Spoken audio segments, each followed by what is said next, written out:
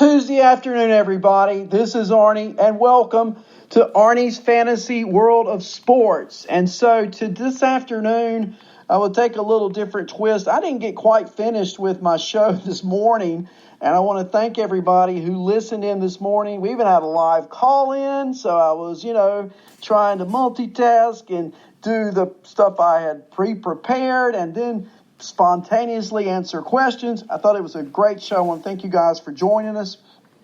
As we get into the show today, let's pick up where I didn't finish this morning. Let's talk about the standings as we get into our games tonight, which will kick off in about an hour. The Yankees, as we look at the American League East, they sit atop the division with a 1.5 game lead over Tampa Bay. The Yankees are 44 and 27. The Rays 43 and 29. And lingering there in third place are the Boston Red Sox. 5.5 games out.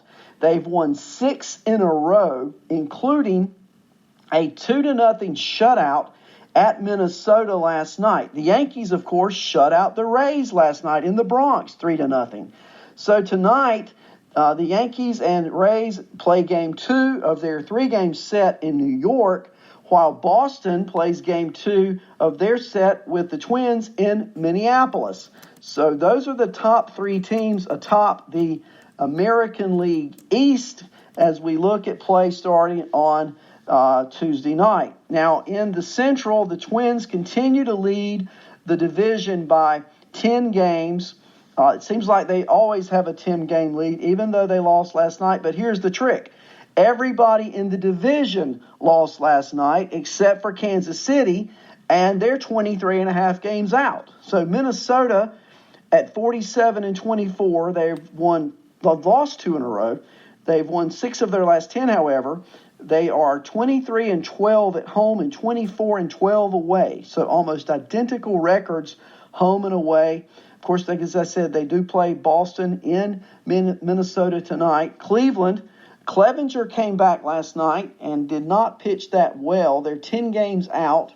They are losers last night at Texas. They are at Texas again tonight. The White Sox continue their crosstown rivalry series with the Cubs today, or start today, rather.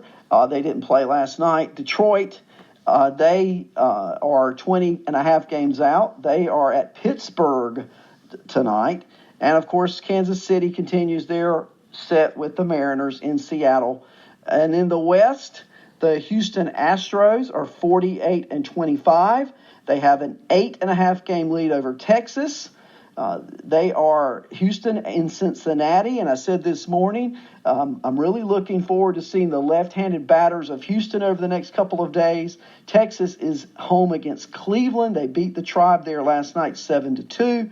Oakland, 11 games out. They're 37 and 36. They've got a winning record. They are playing Baltimore at home tonight. And the Angels, 36 and 37. They trounced the Blue Jays last night at Rogers Center in Toronto. They're back in Toronto tonight. The Texas Rangers, 8.5 behind Houston. Oakland, 11. And the Angels, 12. As far as wild card posturing, right now the Rays would own the first wild card, and the second wild card, if the season ended today, it would be a tie between the Red Sox and the Rangers, with Oakland only 2.5 behind those two squads. So it's quite the race in the standings and wild card wise. And we got a trade deadline coming up July the 31st. And this morning, J-Man called in and we were talking about Red Sox closers. And while we're in the American League, do you think Boston will go out and try to pick up a closer, or do you think they'll try to solve that problem as they have tried to solve it internally? And will you agree with me that the internal idea hasn't worked? So could they pick up a Colomé? Could they pick up a Green from Detroit? Things to look at as the season continues on and we rock and roll through what is known as the marathon as the Major League season. Let's look at the National League and the standings there. And I've been telling you for weeks now that the National League East is the Braves, okay? The Atlanta Braves are so hot right now. They've won 9 of 10, 2 in a row. They're 43-30. And now they have a 3-game lead over the Philadelphia Phillies, an 8.5-game lead over the Mets, and a 9-game lead over the Nationals. Starting to create some division. Last night, the Braves trounced the Mets 12-3. They're playing the Mets again tonight at home. The Braves are 23-16 at home. They're a home kind of team. And they're happy, and they're young, and they're playing hard, and they're playing well. And you look up and down that lineup, you got to love the Braves. And I told you again, and I'll remind you, watch where the Nationals are on July 4th. They're 9 games out in the division right now. They're 5 games under 500. If they don't gain some ground by July 4th, I look for Washington to become sellers in a major way. That's right. In the Central, still love this division. Gosh, what's not to love? You got Milwaukee leading the division. They lost at San Diego last night. They're playing the Padres again in San Diego tonight. The Cubs are a half a game out. They lost in L.A. last night. They will be home today entertaining crosstown Southsiders, the Chicago White Sox. The St. Louis Cardinals, and oh, by the way, Milwaukee's 40-32. The Cubs are 39-32. Only a half game there separates those two squads. The Cardinals are 37-34, 2.5 games behind both of Milwaukee. They're at home against Miami. They shut out the Marlins 5-0 at home last night. Michael has pitched to Jim. We'll see if Flaherty can do the trick again today for the Cardinals. The Reds are in 4th place. They won against Houston last night, home again tonight against Houston. And the Pirates are in last place, 7.5 games out. They play home against the Tigers tonight. Mitch Keller pitching in that game for Pittsburgh. And this is a big night for Keller. He's a very highly rated, their number 1 pitching prospect. Possesses a great fastball, great slider. He has not pitched well in his first 2 major league games. Tonight at home, Pitchers Park against the Tigers, a team that strikes out a lot. This is a great opportunity for Keller to see if he can come back strong against the Detroit Tigers. The Dodgers in the West, they lead the Rockies and the Diamondbacks by 10 games. They lead the Padres by 12. The Dodgers, the best record in the major leagues, tied with the Astros, okay, at 48-25. Let me change that. And tied with the Twins, who are 47-24. All 3 teams are 23 games above 500, the best records in the major leagues. The Dodgers lost last night to the Giants. They're home against the Giants again tonight. The Colorado Rockies are 10 games back. They are 3 games over 500. The Diamondbacks are 10 games out. They're 3 games over 500. They play each other tonight in in Arizona. Both teams 10 games behind the Dodgers. And the Padres, home against the Brewers, they're 12 games out. As far as wild card implications, you talk about teams that are in it. Okay, here you go. There are 5 teams vying for 2 wild card spots, and they are all within 2 games of each other. The Phillies, 39-32. The Cubs, 39-32. The Cardinals, 37-34. The Rockies, 37-34. And the Diamondbacks, 38-35. So I think I said 6 teams. I'm sorry if I said 5. All teams are within 2 games of each other, vying for 2 wild card spots. It's going to be a wacky and exciting year in the National League as we sort through the season. And the trade deadline coming up, and teams that need pitching. Keuchel is supposed to be starting the end of the week for the Braves. That ought to be great, huh? Kimbrel is probably about a week away, closing games for the Cubs. Yeah, that ought to be interesting. And other teams are yet to make moves. You look at the standings. I really don't see where the Dodgers need to make a lot of moves. What is it that the Brewers could use? Probably another bullpen arm, maybe a starter. But who doesn't? Who couldn't say that? Okay? The Mets and the Nationals could be dealers. They've got pitching.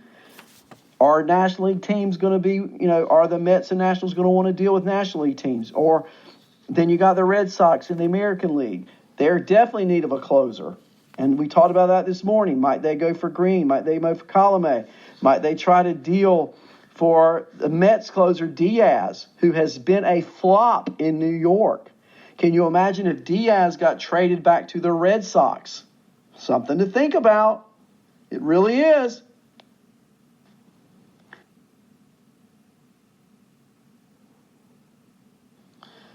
I want to talk about some rookie prospect type players, how they're doing down on the farm. And I want to start talking about the Yankees' Estevan Florial, their number one prospect, who went 2 for 3 with the stolen base last night for Class A Advanced Tampa. He did a little bit of everything. He picked up a pair of hits. He stole his fourth base. Oh, by the way, he has 65 grade speed.